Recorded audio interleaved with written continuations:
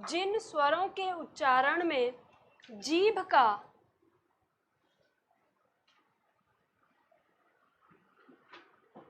जिन स्वरों के उच्चारण में जीभ का अगला भाग काम करता है उन्हें अग्र स्वर कहते हैं।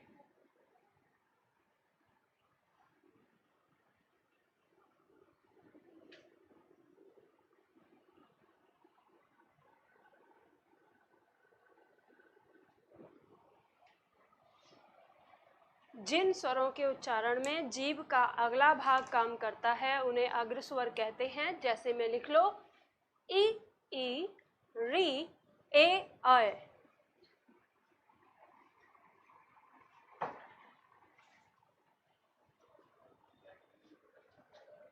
पीछे जगह हो तो दे दो बैठने के लिए, यहीं तो इधर बैठ जाएंगे, यहाँ सीट है।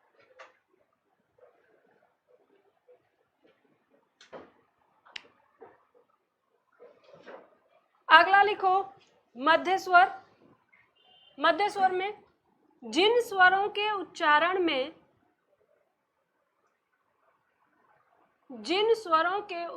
में जीभ का मध्य भाग काम करता है या मध्य भाग प्रयोग होता है, जिन स्वरों के उच्चारण में जीभ का मध्य भाग काम करता है, कॉमा, उन्हें मध्य स्वर कहते हैं। उन्हें मध्य स्वर कहते हैं। जैसे अ,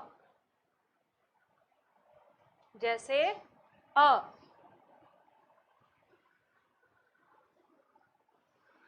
तीसरा लिखो पश्य स्वर। हाँ जी, एक ही है। लिखो पश्य स्वर में जिन स्वरों के उच्चारण में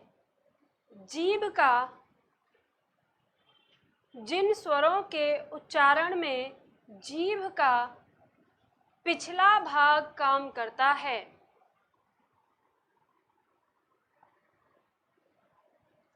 अब पिछला भाग काम करता है उन्हें पश्य स्वर कहते हैं। जैसे लिख लो आ, उ, ओ, औ।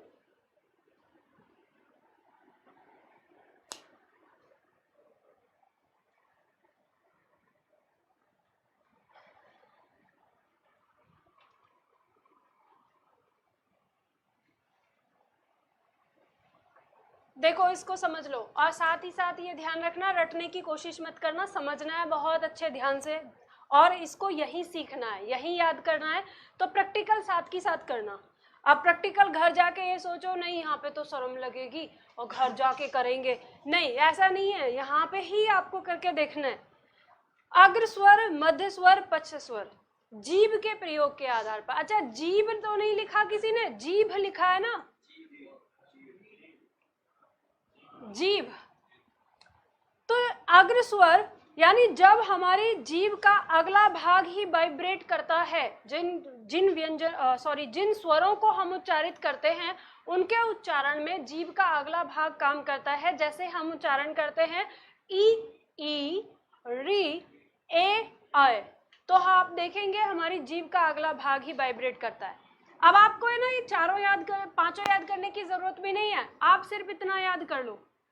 अब आप कहेंगे दूसरे आगे वाले दो कैसे याद होंगे? आपको पता है आपने अभी अभी जो संयुक्त स्वर बनाए थे तो आपने देखा था कि ए के साथ ई का मेल हुआ था, तो ऑब्वियसली इसके अंदर ई का अंश आ गया, तो आप दिमाग में याद रख सकते हैं उस चीज से कि इसके साथ ये भी आ जाएगा। तो कम से कम चीज रटो, कम से कम चीजें दिमाग में रखो और ज्यादा से ज्यादा क्वेश्चन सॉल्व करो, ठीक है? तो ये चीज समझ गए? आप सिर्फ इतना याद करिए, ई और री भी याद कर लेंगे तो भी आपको ये पांचों वर्ण याद हो जाएंगे। फिर आता है मध्य स्वर। मध्य स्वर कहता है कि जीभ का मध्य यानी बीच का भाग काम करता है। तो जब हम उच्चारण करते हैं अ, तो ध्यान रखिएगा, आवाज हमारी भले ही कंठ से आती है, लेकिन इस अ का उच्चारण में हमारी जीभ हमारे दांतों के बीच में बैठती है और ये बीच का हिस्सा दोनों साइड से थोड़ा सा चौड़ता है अ का उच्चारण करने में। तो वही हमारा अ का उच्चारण होता है। अगर आप ऐसे नहीं करते तो आप ऐसे करके देखिए, अगर होता है तो अच्छी बात है, नहीं होता है तो कोई बात नहीं, याद रखना है ना। क्या होता है कि टोन जो होती है ना, वो हमारी माँ के द्वारा दी गई होती है। जीवन में एक बात हमेशा याद रखिएगा, जैसे मान लो हम वर्ण पढ़ेंगे, यहाँ 52 वर्ण पढ़ेंगे, अगर हम वर्णों का उच्चारण करते हैं और कई बार बहुत लोगों से किसी वर्ण का उच्चारण अगर नहीं हो रहा है, तो कभी भी ये नहीं कहना चाहिए कि अगर उससे वर्ण का उच्चारण सही नहीं हो रहा तो वो अनपढ़ है या पढ़ा लिखा नहीं है या उसे समझ नहीं है या वो जानता नहीं है।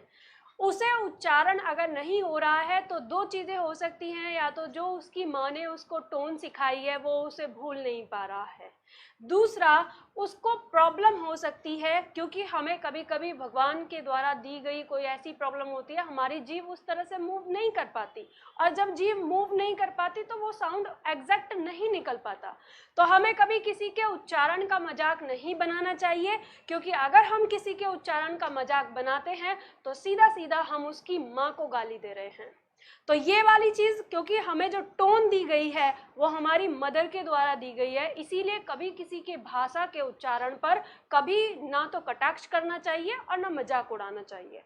खैर, आप कोशिश करिए इस तरह से बोलने की, अगर बोल पाते हैं तो ठीक है, नहीं तो याद रखिए अपने दिमाग में आपके क्वेश्चन सॉल्व करने के लिए, ठीक है। पश्चेश्वर कहता है कि जीव का पिछला भाग काम करता है, जिसके अंदर हमारा आ यानी बड़ा आ, जब हम कंठ से जहां से बोलते हैं वहां का हिस्सा पर काम करता है, उ और ओ औ, ठीक है। ये 5 हमारे इसके अंदर आ जाते हैं। इसके बाद हमारा आता है यानी उत्पत्ति के आधार पर, तो उत्पत्ति के आधार पर हमने अभी अभी किया, समझा हमने। इसके बाद नेक्स्ट है हमारा नंबर 4 ओष्ठ। ओष्ठ मतलब होठ। होठ की स्थिति के आधार पर हमारे जो स्वर हैं वो 2 प्रकार के होते हैं, आवृतमुखी और वृत्तमुखी।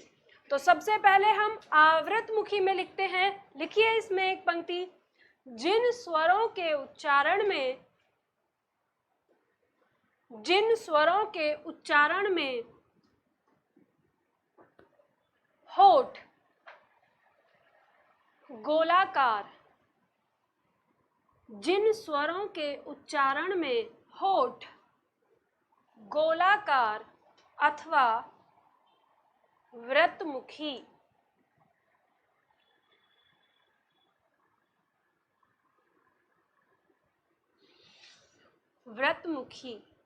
नहीं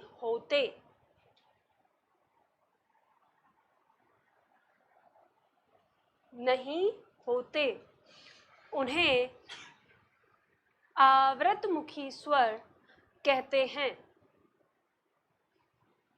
जिन स्वरों के उच्चारण में होठ गोलाकार अथवा वृत्तमुखी नहीं होते, उन्हें आवृतमुखी स्वर कहते हैं। जैसे में लिखो, ए आ ई ई। अब हमें ए आ और ई इतना ई हमें याद हो गया, तो अपने दिमाग में रखिएगा कि ए आए हमारे इसके साथ आ ही जाएंगे, ठीक है। दूसरा लिखिए वृत्तमुखी।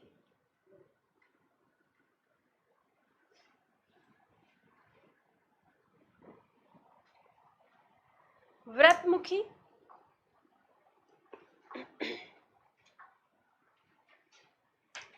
लिखिए इसमें, जिन स्वरों के उच्चारण में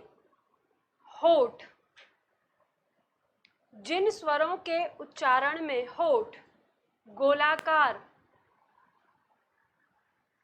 अर्थात वृत्तमुखी,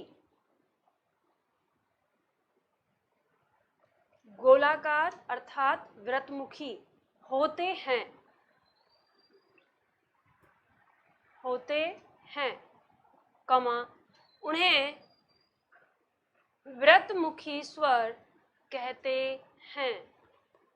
उन्हें व्रतमुखी स्वर कहते हैं।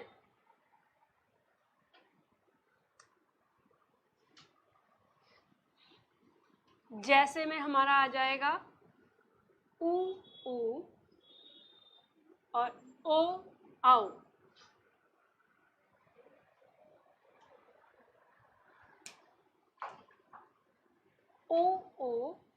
ओ आओ।